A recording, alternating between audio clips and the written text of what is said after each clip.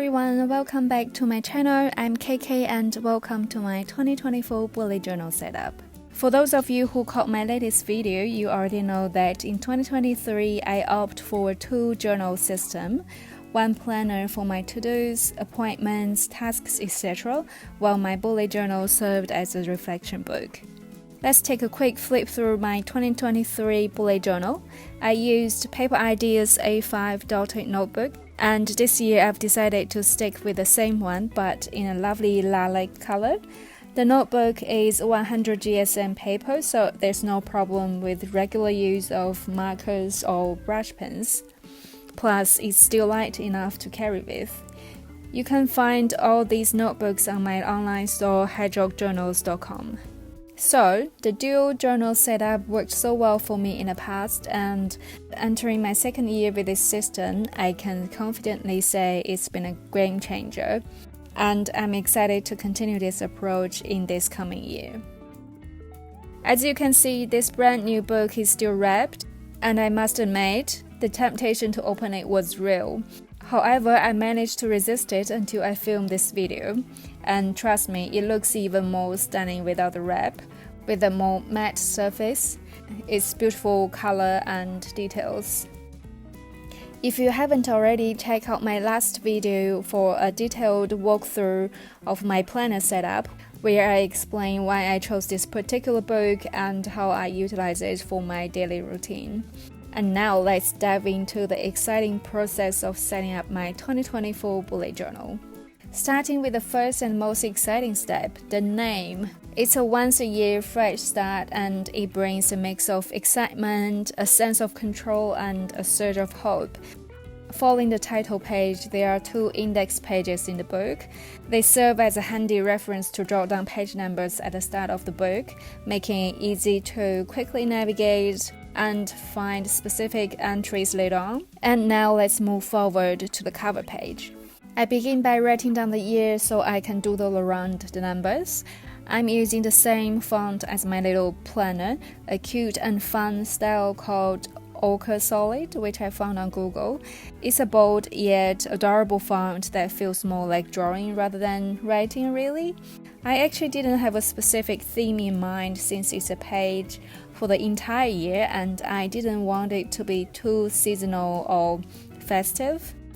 I figured flowers are timeless and probably wouldn't go wrong, so I chose a few colored brushes and started doodling some simple flowers around the year number.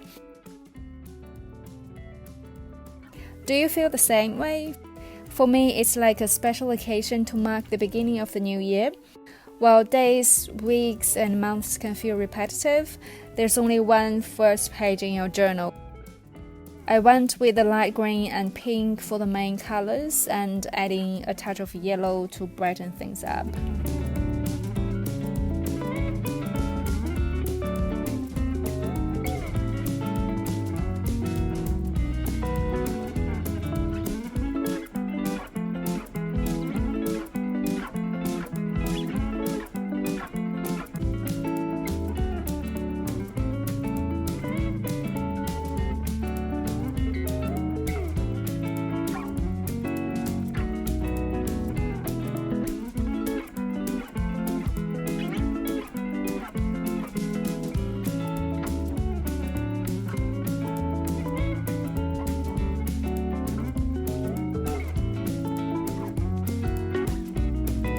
And next up, I'm creating a grid spacing guide. I've seen so many people making it, and I believe it will actually be very helpful for my weekly layouts. Last year, I often thought about having one, but never took the time to make it. So as a result, I found myself counting grid on every page and wasting time. So this year, I'm making a change. I grabbed a page from an old journal. It's also a Paperideas one, so the dots are the same. My guide is straightforward and tailored to my needs. Since I mainly focus on weekly layouts in my bullet journal, I usually divide each week into 8 blocks, 7 daily blocks, and a week in review block. Given that my bullet journal is primarily a reflection book, I'm keeping it simple and leaving lots of space for writing I'm also trimming the page a little bit so it could fit the pocket in the back of the book. This way I can easily tuck this ruler or guide into the pocket and carry it with me wherever I go. So the first page of my bullet journal will be dedicated to my wish list, adopting the same font as the cover.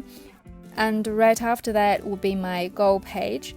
These two pages serve as my powerful motivators, so I put them right in the beginning. And this font will carry through to the initial pages of my bullet journal, including titles for my goals, habits, and others. I'm using the same green and pink pens to add a touch of color, which also match my cover page.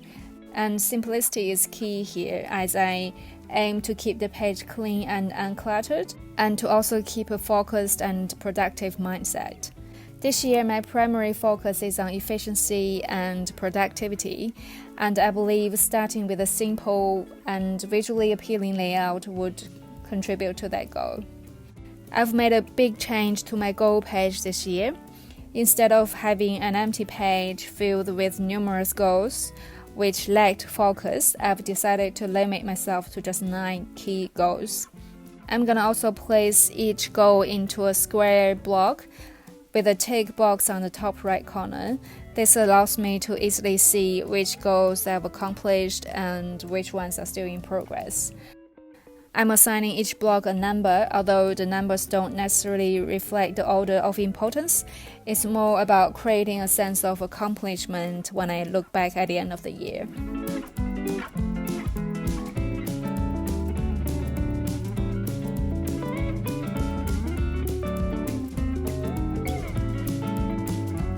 Next on habit trackers. Here's where the spacing guide comes in handy, making it so easy to divide the page into 2 sections. For a change this year, I've decided to place all my habit trackers at the beginning of my bullet journal. Since it's gonna last for a whole year, I have to keep it in a tidy and organized look. I'm taking the time to draw individual grades for each day. While it requires a bit of effort initially, it's a one-off task. Once the grades are in place, I mark the dates and months. I know if I put the trackers with a monthly layout, it could go seamlessly with a monthly scene and would look more appealing.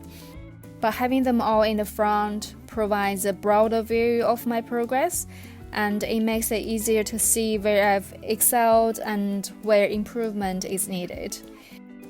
If there's a habit I didn't tackle well, it serves as a reminder to step up my game the following month. On the flip side, if I've excelled, it motivates me to keep up the good work. I also have a line at the bottom to fill in how many times I've successfully completed certain habits in a month. This feature will help me with my monthly and yearly reviews as well. I have put habit tracker at the beginning of my bullet journal once before. It worked out pretty well, but later that year I moved my habit tracker to somewhere else, so I missed out on a full year view. This time around, I'm hoping to look back at the end of 2024 and see some fully filled pages. Fingers crossed for a year of accomplishments. I'm sticking to a simple color scheme once again, mainly for practicality when traveling with my journal. Keeping it simple means I don't have to carry lots of highlighters. I must say I'm quite impressed with the paper quality of Paperideas notebooks. The 100 GSM paper handles various pens and markers so well, with no bleeding through the page, unless you repeatedly paint over the same spot.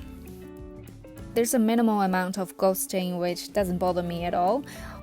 While I've tried the 120 GSM notebook before, I found it too heavy to carry with. It's all about finding that perfect balance, isn't it?